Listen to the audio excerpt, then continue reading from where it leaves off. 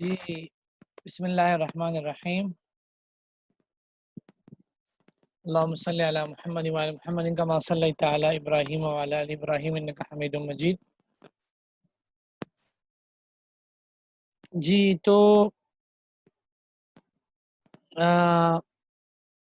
آج کے سبق میں ہم جو خبر واحد کی پہلی تقسیم ہے اس پر بات کریں گے۔ میں نے آپ سے عرض کیا تھا کہ حدیث کے حوالے سے جو سب سے پہلے تقسیم تھی وہ تو آپ نے پڑھ لی تھی کہ بنیادی جو تقسیم ہے سب سے پہلی والی وہ ہے خبر متواتر اور خبر واحد، ٹھیک ہے۔ تو اب ہم جو ہے جو خبر واحد کی آگے اقسام ہے اس کو پڑھیں گے۔ در حقیقت خبر واحد کی اس قسم کی تو بہت ساری اقسام ہیں، لیکن انہوں نے جو بنیادی قسمیں ہیں اس کو یہاں ذکر کیا ہے، ٹھیک ہے جی۔ تو بتلا دیا کہ در حقیقت ایک حدیث کی جو سند ہوتی ہے نا اس کی ایک ابتدا ہوتی ہے اور ایک انتہا ہوتی ہے۔ ابتدا کا مطلب کہ آپ نے جس استاد سے اس حدیث کو سنا، ٹھیک ہے جی، اور انتہا کا مطلب حضور اقدس صلی اللہ علیہ وسلم کے پاس تک جو سند ہے وہ، ٹھیک ہے جی۔ تو یہ اپنے انتہا کے اعتبار سے حضور صلی اللہ علیہ وسلم تک اس سند کے ملنے کے اعتبار سے آپ کو تقسیم بتلا رہے ہیں، ٹھیک ہے جی۔ تو اس اعتبار سے حدیث کی تین قسم، یہ بڑے مشہور نام ہے، اس کو آپ سمجھیں جی۔ تین مشہور قسمیں ہیں، ایک ہے حدیث مرفوع، ایک ہے حدیث موقوف اور ایک ہے حدیث مقطوع، ٹھیک ہے جی۔ مرفوع حدیث آپ نے سنا ہوگا، موقوف حدیث آپ نے سنا ہوگا اور مقطوع حدیث کا آپ نے سنا ہوگا۔ یہ بہت آسان ہے کہ جس حدیث میں حضور اقدس صلی اللہ علیہ وسلم نے کوئی بات بیان فرمائی ہو، یا حضور نے کوئی فعل کیا ہو، یا حضور نے کوئی تقریر کی، تقریر کا مطلب حضور کے سامنے کوئی کام ہو اور آپ نے اس پر خاموشی اختیار فرمائی، یعنی جہاں حضور کے بارے میں کہ حضور نے یہ فرمایا، حضور نے ایسا کیا، حضور کے سامنے ایسا ہوا، اس کو ہم حدیث مرفوع کہیں گے۔ حضور کے ساتھ اس کی سند ملی ہوئی ہے، ٹھیک ہے، حضور کی بات، حدیث مرفوع، ٹھیک ہے۔ اس کے بعد دوسرے نمبر پر ہے حدیث موقوف۔ حدیث موقوف کا مطلب یہ ہے کہ صحابی کا قول ہو، مثلا ایک روایت میں یہ ہے مثلا کہ عبداللہ بن عباس رضی اللہ عنہ نے یہ فرمایا، یعنی وہ عبداللہ بن عباس رضی اللہ عنہ کا قول ہو، ٹھیک ہے جی۔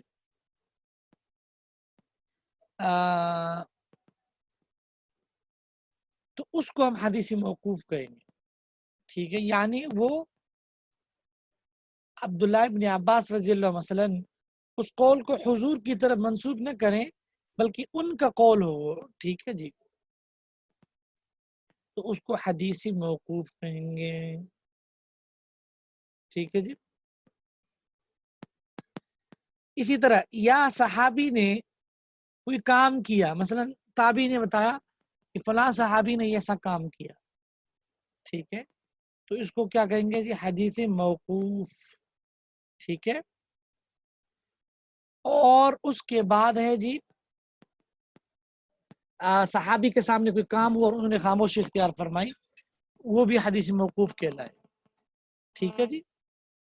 تو یہ تینوں حدیث موقوف میں آتے ہیں، اس میں صحابی تک بات ہوتی ہے، آگے نہیں ہوتی بات، ٹھیک ہے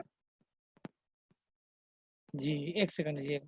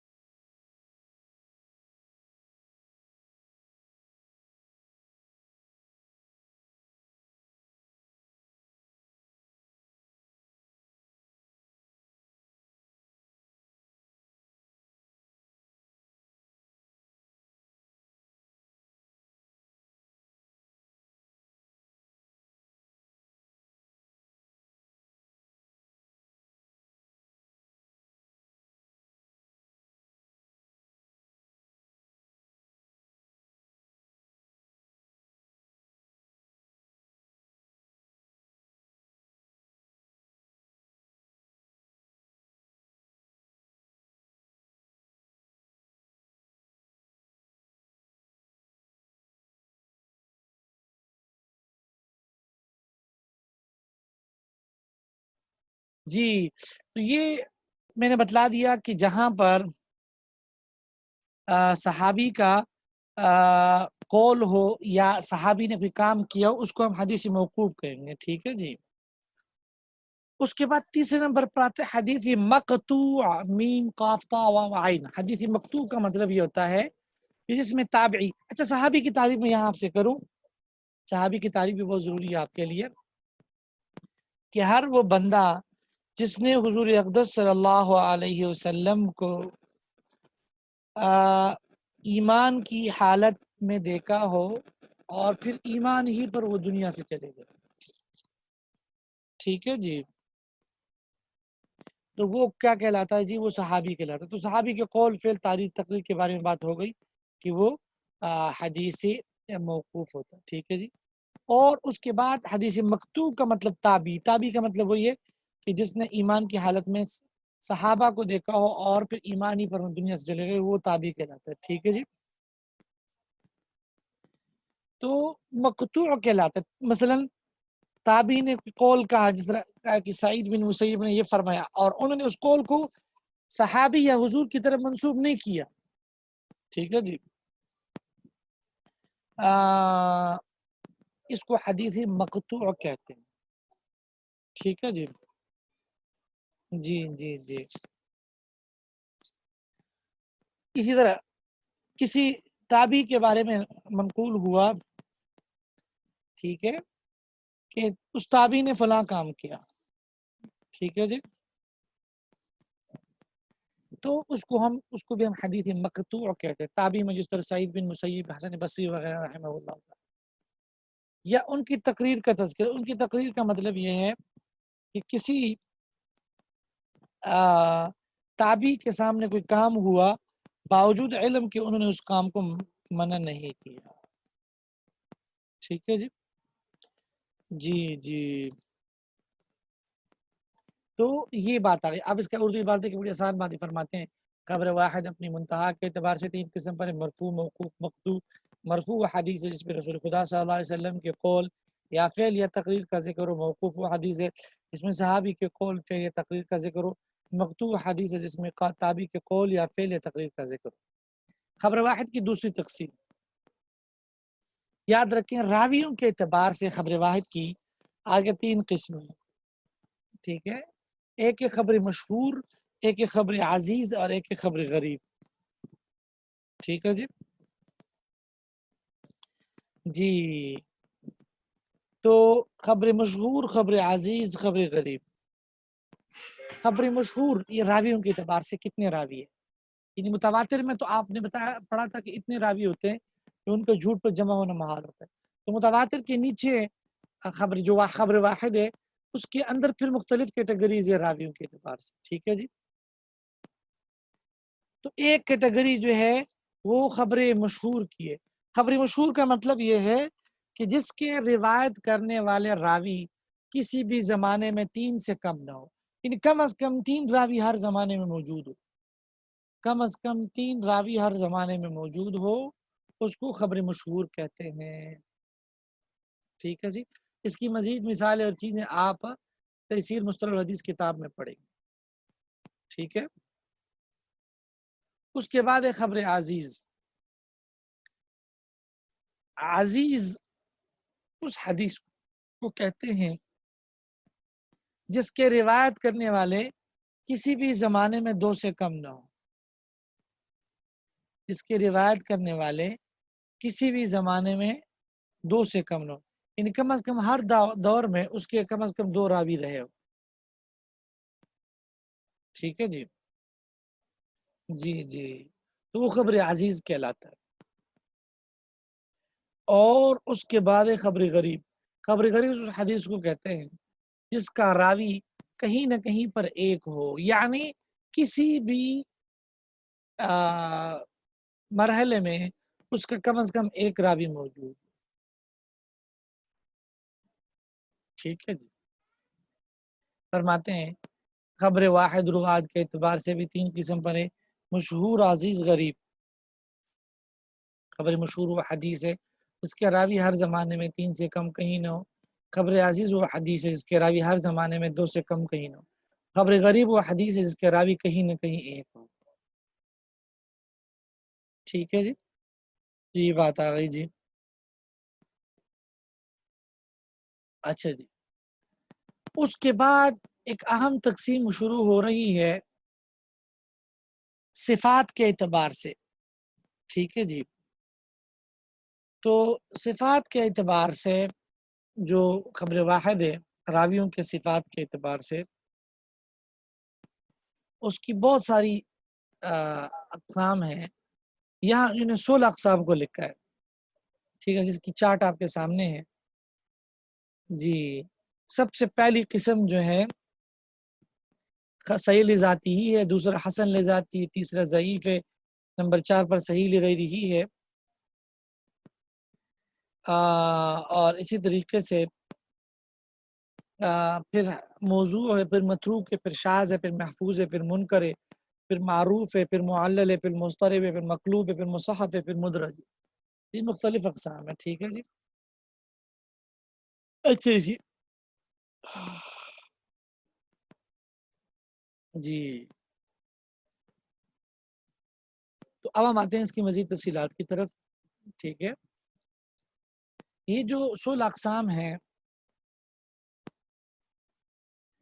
اس کی اب ہم ایک ایک قسم پڑھتے ہیں. ٹھیک ہے جی, آپ لوگوں نے یاد بھی کرنا, اصل میں آپ لوگوں نے ابھی تک کسی نے مجھے سبق نہیں سنایا جی. اس میں جو سب سے پہلی قسم ہے جی, سب سے جو پہلی قسم ہے وہ ہے صحیح لذاتی ہی. یہ سب سے اعلیٰ درجے کی روایت ہوتی ہے, صحیح لذاتی ہی. ٹھیک ہے, صحیح لذاتی ہی وہ روایت ہوتی ہے جس کے تمام تر راوی عادل ہو, تمام تر راوی جس کے عادل ہو, اور جس کے تمام تر راوی کامل الضبط ہو. کامل الضبط کا مطلب یہ ہے کہ کامل الضبط کا مطلب یہ ہے جی کہ ان کا حافظہ مضبوط ہو. ٹھیک ہے جی, کہ ان کا حافظہ کیا ہے جی, مضبوط ہو. ٹھیک ہے, اور اس کے بعد اور اس کی سند متصل ہو. متصل کا مطلب یہ ہے کہ اس کا سند کہیں چھوٹا ہوا نہ ہو. ٹھیک ہے جی, جی اس کا سند کہیں چھوٹا ہوا نہ ہو جی. ٹھیک ہے جی, تو وہ کیا کہلاتا ہے جی, وہ صحیح لذاتی ہے. یہ مختلف شرائط اس کی ہے. معلل اور شاذ ہونے سے محفوظ ہو. یہ معلل اور شاذ یہ آگے آ رہے ہیں. معلل کا مطلب کہ جس میں کوئی ایسی بیماری ہو, کوئی ایسی عیب ہو سند میں کہ جو کہ اس کو قبول ہونے سے روک دے. کوئی اس میں وجہ ہو جس کی بنا پر اس حدیث کو قبول نہ کیا جائے اس کی سند میں. ٹھیک ہے جی, اور شاذ نہ ہو. شاذ کا مطلب کہ اس کے روایت کرنے والے نے اپنے سے بڑھ کر کسی مستند راوی کی مخالفت نہ کی ہو. اس کی روایت کرنے والے نے اپنے سے بڑھ کر کسی مستند راوی کی مخالفت نہ کی ہو. ٹھیک ہے جی, دیکھیں فرماتے ہیں صحیح لذاتی وہ حدیث ہے جس کے کل راوی عادل کامل الضبط ہو اور اس کی سند متصل ہو, معلل اور شاذ ہونے سے محفوظ ہو. حسن لذاتی وہ حدیث ہے. اچھا, حسن لذاتی اور صحیح لذاتی میں کیا فرق ہے, یاد رکھیں. جو شرائط صحیح لذاتی ہی کی ہے وہ تمام تر شرائط حسن لذاتی ہی کی. یہ کون؟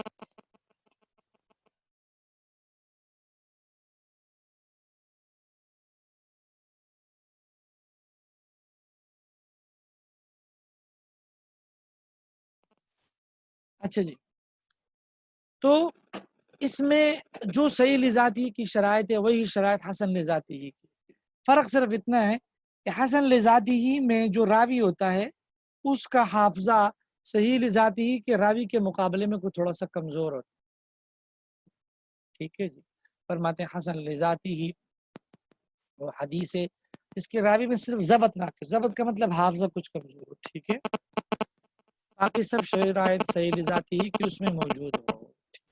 چلے آج یہیں تک کرتے ہیں، آپ لوگ اس کو یاد بھی کریں، یاد نہیں کرتے آپ لوگ، ابھی اگلے استاذی کا سبق شروع ہو گیا، ان بقیہ عید کے بعد پڑھیں گے انشاءاللہ، ٹھیک ہے، السلام علیکم۔